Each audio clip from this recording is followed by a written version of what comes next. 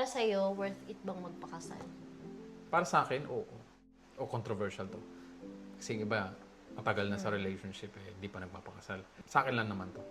Siyempre, mas maano mo yung devotion and yun nga, yung commitment na no matter what happen, pipiliin kita.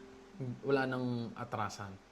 So it's important kung totoo na yung dahilan kung bakit mo gustong pakasalan ng tao to kasi siya na yung gusto mong makasama habang buhay. Ikaw, babalik ko yung question sa'yo. Is it worth it na magpakasal? Oo, kung pareho kayo ng goals at teamwork ang ginagawa nyo. Hindi pwedeng isa lang yung tumatrabaho para mag-work yung relationship. Yes. Kailangan may respeto kayo sa isa't isa. Kasi pag wala na yun, iba yung security kapag kasal. Kapag may isa na hindi nag-commit at may ginawang kasalanan, pwede mong kasuhan. Kaso agad.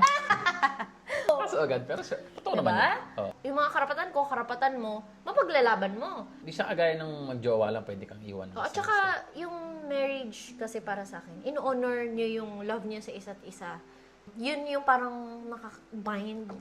Hindi lang sa mata ni Lord, kundi sa mga taong nakakakilala sa inyo. Ito yung promise ko. By law na din. Oo. Good answer. Siyempre, security sa ano.